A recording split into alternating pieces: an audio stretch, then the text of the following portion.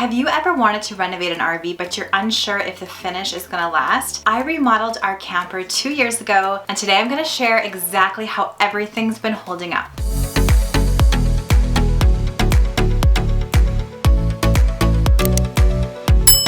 Hey there, it's Christina from the DIYmommy.com. You might remember in 2020, I remodeled the main area of this camper. It's a 30-foot long Jayco fifth wheel. I also renovated the bunk room, which is behind this door here, a couple years ago as well. So I wanted to share exactly how everything looks pretty much exactly 2 years later, what's held up, what hasn't, what I would do differently if I was to remodel this again. So if you are considering doing a little bit of a renovation to your own camper, whether it's a little trailer, a big trailer, whether you just want to put a little bit of paint on the wall or do a full renovation, hopefully you can learn from my experience.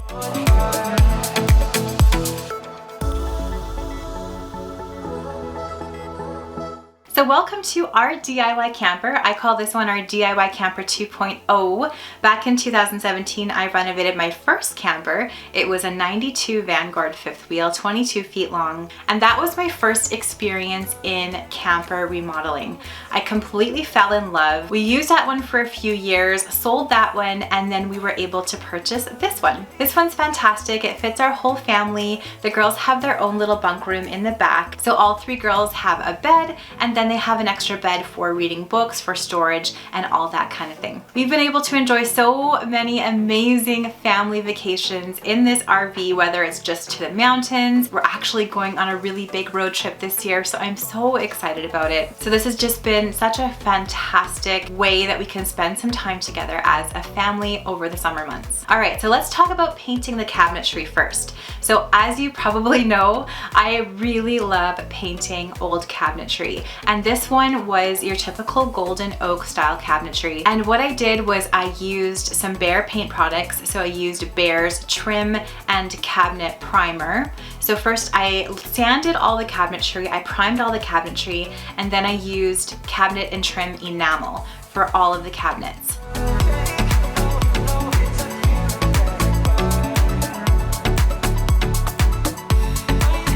2 years later, 99.9% of the cabinets still look great. And we do use this camper a lot. We have had bikes in here bashing around.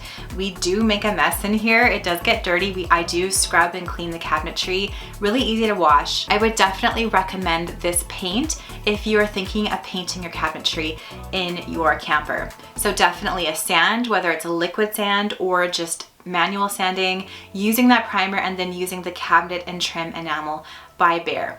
Wipeable, lasts long. I love it so much. I think one regret that I had is I wish I would have gone a little bit darker green for the base cabinetry in the kitchen. This is really just a looks thing, just to have a little bit more of a difference between the white and the green. Other than that, no regrets for the painted cabinetry. As for the spray painted handles on the cabinet, those are showing some wear.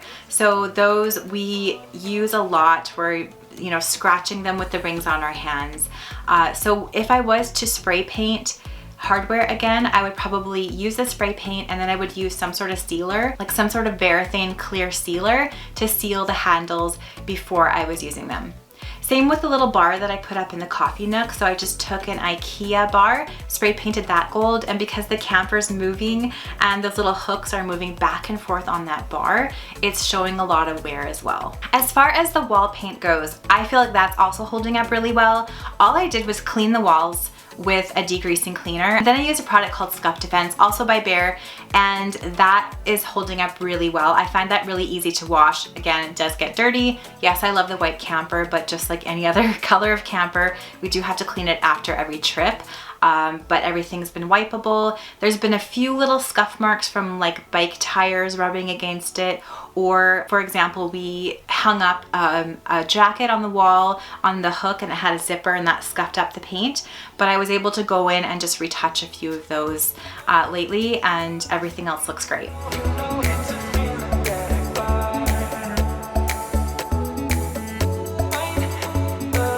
The flooring. So this is probably one of my favorite things to do in an RV is rip out all the old flooring, so carpet, whatever you have in the RV, and put down vinyl plank. So I've done this in both my campers and it sure makes a difference in how the camper looks and also how it functions.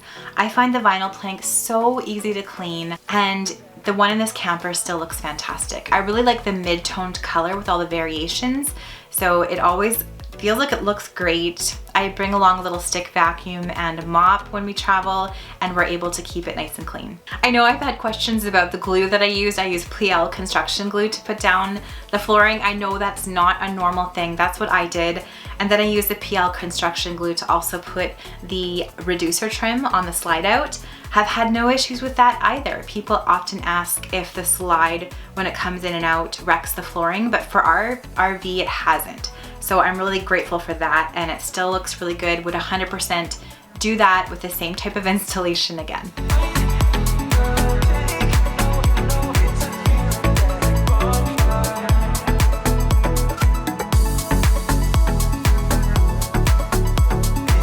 The peel and stick tile. So the peel and stick tile that I eventually installed properly over top the kitchen sink is still holding up nicely. There's no lifting, there's no peeling. It's been 2 years, and we do have fluctuations in temperature from, you know, minus 40 degrees Celsius to plus 30 degrees Celsius. So even in those fluctuations, the tile is held up well. I did put up some more of that same peel and stick tile on the coffee bar area. I didn't do that as carefully. I did it rather quickly, and I did it over top of some paint that wasn't quite dry. So that one has a little bit of peeling. So if you're going to put peel and stick tile up in your RV, in the kitchen area, bathroom area, wherever, just make sure that you have any paint behind it fully cured. So not only wait for it to dry, but wait even several weeks for that paint to really cure before you put on peel and stick tile. Make sure your surface is nice and clean, and make sure you follow all the directions, and then you should have good results. This peel and stick tile is from Amazon, and I really like it. I also used a peel and stick product, the DC Fix Marble Look contact paper for the kitchen counter and the coffee bar counter. That's holding up well too. I've had no issues with that. Also very cleanable.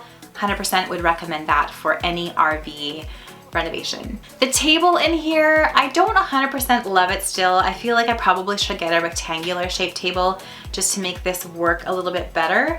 However, I think it still looks pretty good. We do flip it upside down and tuck it in when we're driving, so it does have some scratches on the surface now. I think I'm gonna go paint those over soon, or maybe swap it out for a totally different table. We'll see. Didn't want to spend a ton of extra money on this camper this year, so we're gonna keep it as is for now. You might remember the light fixtures in here were a DIY, so I took the old light fixtures, removed the glass, put some beads up, and kind of did a boho glam sort of fixture. I used Gorilla hot glue to put everything together, and those are still perfect. After jostling down the road 2 years, those still look great. So that's definitely a DIY that I'd recommend too, that lasts a long time. The bunk room. So this one I painted a bit differently. I used a chalk style paint rather than the other paints I used for the rest of the camper. It still looks good. I don't love the finish as much because I have the brush strokes, because you generally do use a brush with chalk style paint. The roller doesn't quite work as well. Plus it is harder to clean. So you do have to kind of rub on some of the spots to get the dust and the dirt out. Plus there's kind of some grease spots for some reason. I don't know, maybe one of my kids was eating something in the nook area. So probably wouldn't recommend chalk style paint in a camper. However, I still think the room looks really cute. Happy I painted the whole thing pink. And the walls are in the Bear Scuff Defense, and those are holding up really well. The decals are staying on the wall too. So everything looks pretty good. Speaking of pink, I did receive a little bit of hate for how much pink I put in this camper, people feeling sorry for my husband, etc. I wanted to show you how just some simple styling makes a huge difference. If you look at it, really in 2020, the only pink items I had in the main area of the camper were the chairs and some accessories. Swap those out and the camper has a totally different look. Let me know down in the comments below which one you like the best. Do you like the pink accessories, or do you like it more neutral? I'd love to know. So that's how everything in our camper has lasted after 2 years. Make sure to check the description box after you watch this video, and I'm gonna kind of list everything down there too, just in case you wanna save it for your future reference. I've had lots of questions about the bathroom and the main bedroom in this camper. Yes, I finally renovated them this spring. Can't wait to show you those. So come back here in 2 weeks. You're gonna see the reveal of the little bathroom and the main bedroom. They turned out so fantastically, and I hope you'll come back to watch that. Thanks so much for watching this video. I hope you found it helpful today. If you liked it, please give it a thumbs up. Subscribe to my channel for more DIY and decor ideas. I'm gonna leave some more videos that I hope you will enjoy watching next, right up here.